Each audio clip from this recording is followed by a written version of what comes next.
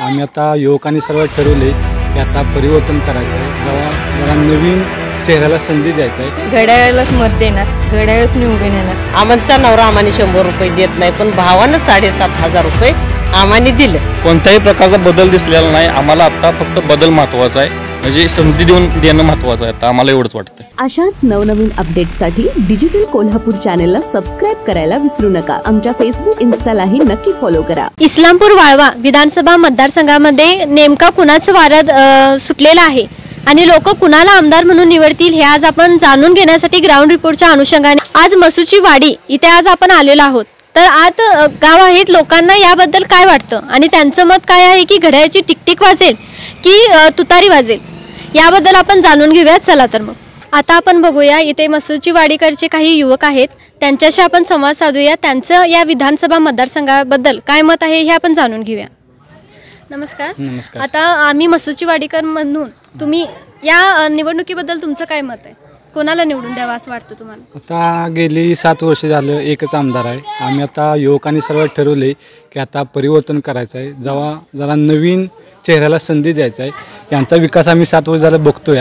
आता नवीन चेहऱ्याला संधी देऊन त्यांचाही विकास आम्हाला बघायचा आहे. त्यांनी आता त्यांच्याकडे पद नसताना, कोणतेही संविधानिक पद नसताना त्यांनी भरपूर कामं केलेली आहेत. मग अशा माणसाला आपण जर निवडून दिलं, त्यांना जर ते ताकद दिली पदाची, तर याच्यापेक्षाही ते चांगले काम करू शकतील निशिकांत दादा. म्हणून आता युवकांनी बऱ्यापैकी मनावर घेतलेलं आहे सगळ्या आमच्या गावातल्या की निशिकांत दादांना यंदा निवडून द्यायचं आहे आमदारकीसाठी. तुम्हाला काय वाटतं निशिकांत दादांनाच का? याचं कारण महत्त्वाचं असं आहे की निशिकांत दादांचं निवडून देण्याचं कारण एकच आहे की युवकांची आत्ता बेरोजगारी आपल्या भागामध्ये, आमच्या भागामध्ये एवढी भयानक आहे की आज त्यांना संधी देणं ही खूप गरजेचं आहे. का तर नैसर्गिकरित्या हा भाग कसा मागं राहील हे आत्तापर्यंत विद्यमान आमदारांनी आमच्यावर दबाव टाकून आत्तापर्यंत केलेला आहे. का तर आत्ताची काय कंडिशन आहे, आज प्रत्येक गावात एवढं युवक आहे की त्यांना नोकऱ्या नाहीत. आत्ता नोकऱ्याची संधी उपलब्ध असून सुद्धा त्यांनी दिली म्हणजे द्यायची भावना नसल्यासारखं त्यांनी काम केलेलं आहे. आज एवढे मोठे कारखानदार आहेत, त्यांच्या कारखान्यामध्ये जे जॉब करतात आत्ता पोरं की 7 आणि 8 हजार रुपयेमध्ये पोरं काम करतात. ही शोकांतिक आहे. का तर एवढ्या 7-8 हजार रुपयासाठी पोरं आता काम करतात. कशाच्या अपेक्षेसाठी? फक्त परमनंट होईल ह्या अपेक्षेनं. परमनंट तर काय होत नाही. 5 वर्षानं एक यादी काढायची, त्या लिस्टमध्ये तुमचं नाव येईल. नाव तर काही येत नाही आणि त्यानं परत पुढचं 5 वर्ष ह्या अपेक्षेवर काढायचं की आपण आता पुढच्या वेळी कुठंतर परमनंट होईल, आपल्याला कुठंतर पुढे जावं लागेल. पण आम्हाला आत्ता निशिकांत दादांना यासाठी द्यायचं आहे की आत्ताच्या युवकांसाठी MIDCच्या माध्यमातून असेल किंवा त्यांच्या दवाखान्यांच्या माध्यमातून असेल, लोकांना म्हणजे आत्ताच्या युवक पोरांना काम मिळेल यासाठी आम्हाला दादांना द्यायचं. विद्यमान आमदारांनी बेरोजगारी वाढवली नक्कीच आणि नैसर्गिकरित्या वाढवल्यासारखं असं कंडिशन आहे. का तर रस्ता नाही, ती महत्त्वाचं शेतात जाणारे रस्ते नाहीत. मी आज BS ॲग्री आहे, पण आज शेतात नवीन काहीतरी करायचं म्हटलं तर शेतापर्यंत जायला रोड नाही. शेतात फक्त ऊसच त्याने पिकवायचा का, भाजीपाला पिकवायचा नाही का? आज कितीतरी आमच्या भागातली कितीतरी पाण्यानं खराब झालेली रान आहेत, पण निचऱ्या पाईपा नाही, त्या निचऱ्याची कुठली सोय केलेली नाही. त्यामुळं आज बदल महत्त्वाचा आहे, एवढंच मला वाटतं. बेरोजगारी वाढायचं कारण म्हणजे आपण जर आता शेजारचे जे मतदारसंघ आहेत त्यात बघितलं, पलूस असेल किंवा इकडे कोल्हापूर असेल. आता कोल्हापूरची MIDC 5 स्टार MIDC आहे आपली. पलूसची डेव्हलप्ड म्हणजे वेल डेव्हलप्ड MIDC आहे. मग आपल्या मतदारसंघात अशी MIDC आतापर्यंत का झाली नाही? जर ती MIDC झाली असती तर आता कितीतरी युवकांना जे बेरोजगार त्यांना संधी मिळाली असती, जॉब मिळाला असता चांगल्या प्रकारे. म्हणजे त्यांच्याकडे कपॅसिटी आता, त्यांचे एज्युकेशन आहे, क्वालिफिकेशन आहे, पण जवळपास जॉब नसल्यामुळे त्यांना आता कुठेतरी बाहेरगावी पुणे मुंबई या ठिकाणी जाऊन राहायला लागते किंवा परिणामी बेरोजगारी राहायला लागते. जर MIDC आपल्या इस्लामपूर मतदारसंघात झाली असती तर ते बऱ्यापैकी युवक कामाला लागले असते, त्यांना म्हणजे बेरोजगारीचा प्रश्न मिटला असता त्यांचा आतापर्यंत. पण ते मला वाटते विद्यमान आमदारांनी त्यात लक्ष घातले नाही किंवा त्यांच्या कारखानदारीसाठी किंवा त्यांच्या ह्यासाठी ती MIDC होऊन दिली नाही. हे तर ते कारण काय असतील असेल, पण MIDC एक व्हायला पाहिजे होती. गेले इतक्या 7 ते 8 ते आमदार आहेत, त्यांनी तो प्रयत्न करायला पाहिजे होता. MIDCचा एक MIDC आपल्या चांगली MIDC मतदारसंघात घ्यायला पाहिजे होती, करायला पाहिजे होती. म्हणजे आता तुम्हाला असं वाटतं की निशिकांत दादांना तुम्ही निवडून दिल्यानंतर ते युवक वर्गासाठी नक्कीच काहीतरी काम करतील असं तुमचं मत? हो, करतील ना, काय अडचण नाही. बरं, मी म्हणतो संधी द्यायला काय अडचण आहे? संधी द्यायला आम्ही संधी देऊन बघितलंय का? नवीन चेहऱ्याला संधी देऊन बघू ना आपण, काय अडचण आहे तुम्हाला? कोणत्याही प्रकारचा बदल दिसलेला नाही. आम्हाला आता फक्त बदल महत्त्वाचा आहे, म्हणजे संधी देणं महत्त्वाचं आहे. आता आम्हाला एवढंच वाटतं. या मतदारसंघामध्ये बेरोजगारीला जबाबदार कोण आहे असं तुम्हाला वाटतं? विद्यमान आमदार जयंतराव पाटील साहेब. आणि असं का वाटतं तुम्हाला? चालू कारखान्यात जे पोरं काम करतात त्यांचा पगाराचा असेल किंवा त्यांना जी संधी दिल्या काम करायची, पण 7 आणि 8 हजार रुपये तुटपुंज्या काम पगारावर त्यांना काम करायला लागतंय. हे आम्हाला कुठेतरी आता आमचेच भाऊबंद त्या कारखान्यात कामाला आहेत, हे आम्हाला सुद्धा बरोबर वाटत नाही की एवढ्या कमी पगारात आज पोरं काम करतात. आणि हा याच 15 किलोमीटरच्या अंतरावर MIDC आहे पोल्लोची, तिथंच माझा दुसरा चुलत भाऊ आज 20,000 पगार घेतोय, ते पण 2 वर्षात.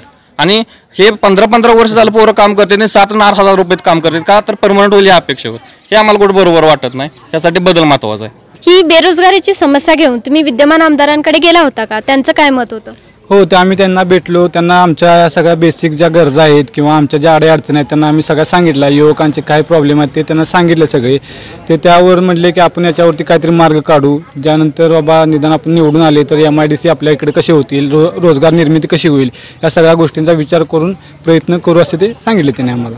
विधानसभा मतदारसंघामध्ये एक्झॅक्ट काय वातावरण आहे याबद्दल तुम्ही काय सांगू शकता?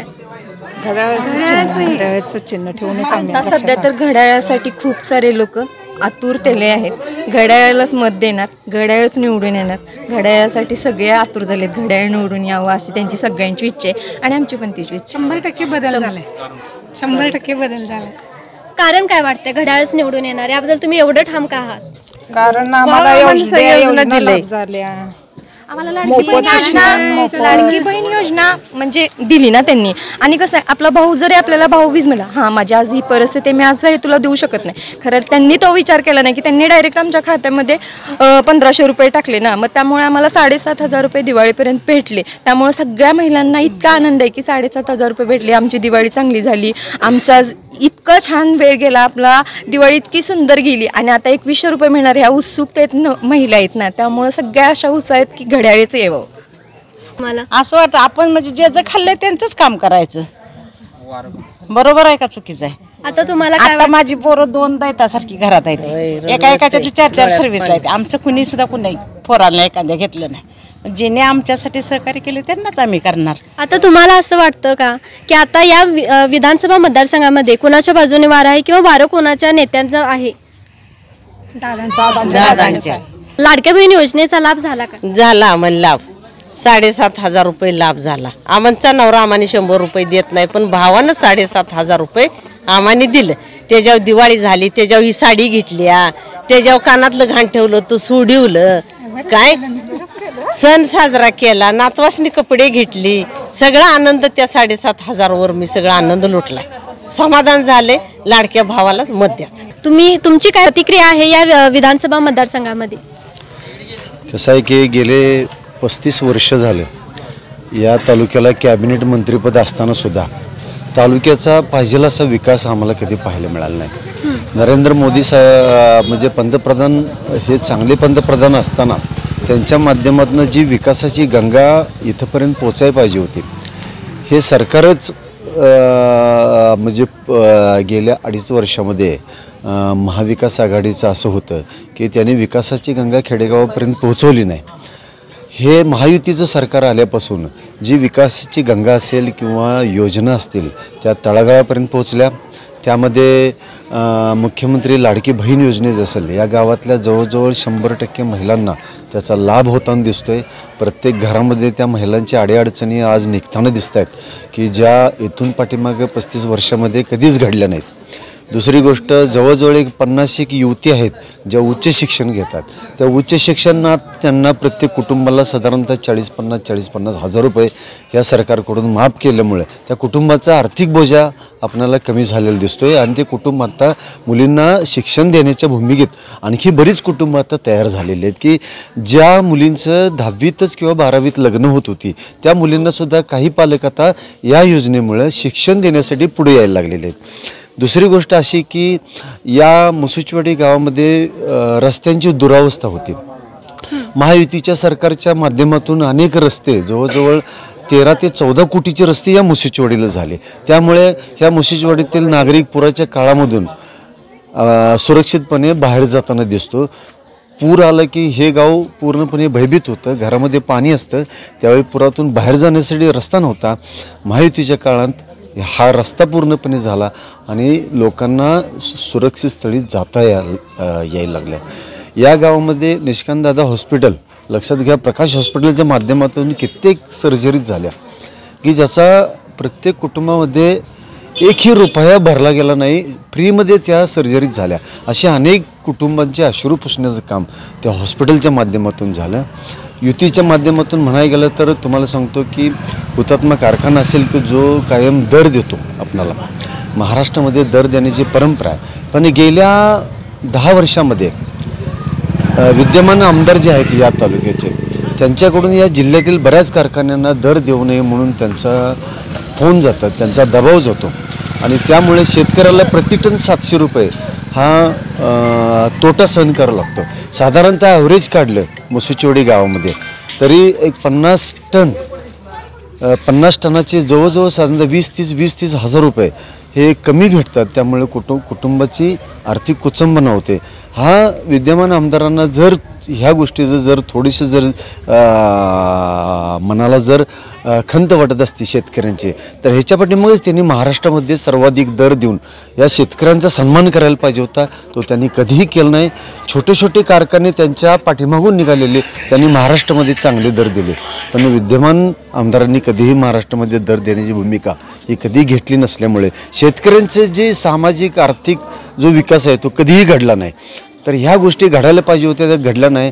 परंतु आम्हाला निशिकांत दादांना आमदार करून ह्या गोष्टी परत एकदा पुनर्जीवित करून शेतकऱ्यांचं आयुष्य असेल, युवकांचं आयुष्य असेल, महिलांचं आयुष्य असेल, ह्या सगळ्या आणि ग्रामीण भागाचा गावगाड्याचा सर्वांगीण विकास करण्याची संधी या निवडणुकीच्या माध्यमातून, आणखी या मताच्या माध्यमातून म्हणजे आम्हाला करून दाखवायचं आहे. आणि आमदार आम्हाला निशिकांत दादांना करून दाखवायचं आहे.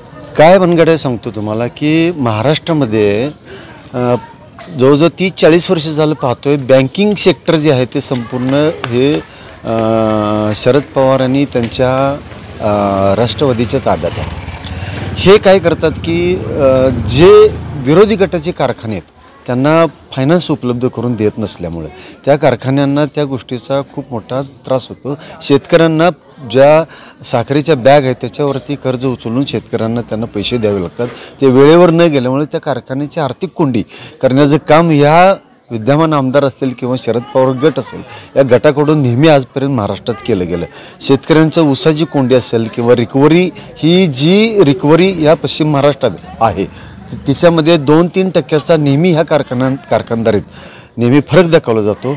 बिलही सुद्धा पाठीमागल्या वेळी महायुती सरकार होतं, देवेंद्र फडणवीस साहेब मुख्यमंत्री होते, त्यांनी एकावेळी 1 टप्प्यात बिल द्यायची व्यवस्था केलेली होती.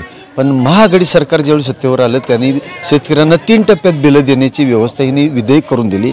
परंतु एवढं करून सुद्धा त्यांनी पुढची गोष्ट अशी केली की शेवटचं जे बिल असेल ते सुद्धा कधीही शेतकऱ्याला ते देत नाहीत, म्हणजे पोहोचवत नाहीत, अशी व्यवस्था असते. साखर असेल, इतर कारखान्याची 15-15 किलो साखर भेटते, इथं आत्ता 5-9 किलो म्हणजे झाली.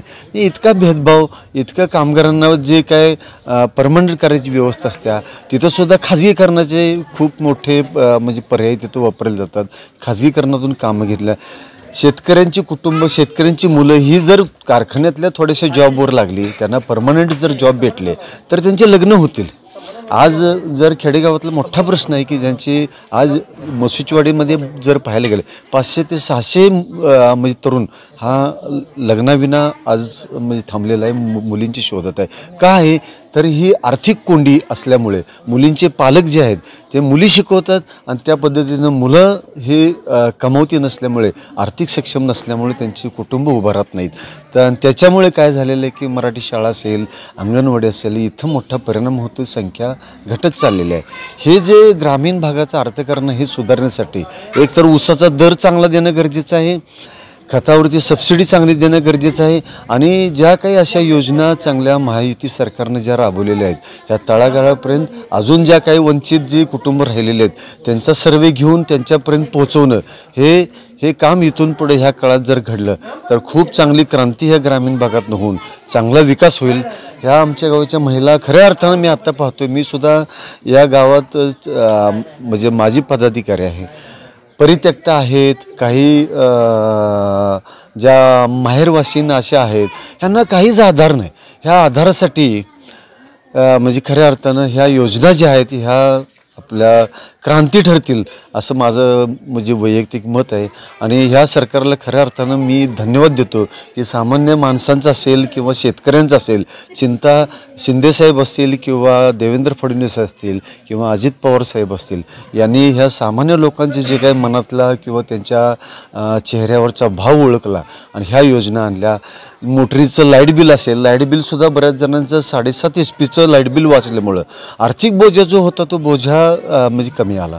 बऱ्याच जणांचं लाईट बिल दंडित जात होतं, ते गेल्यामुळं आज कुटुंबांना त्या आर्थिक संरक्षण मिळालं. हे संरक्षण ते त्यांची मुलं शिकवण्यात नक्कीच घालवतील आणि हा पैसा हा शिक्षणात घालवून कुटुंब संरक्षित होतील असं मला वाटते. मसूची वाडीकर म्हणून या निवडणुकीत तुमचा काय निर्णय असेल? हे बघा, तुम्हाला एक सांगतो, इथं विद्यमान आमदारांचे कामगार किंवा कार्यकर्ते काही असतील, मान्य आहे मला, परंतु सामान्य जी मसूचीवाडी जनता असेल ही निष्कांतदादांना चांगल्या मतानं भरभरून मतानं म्हणजे विजयी करेल हा मला आत्मविश्वास वाटतो. जवळजवळ 70 ते 80% मतदान हे निष्कांतदादांना होईल.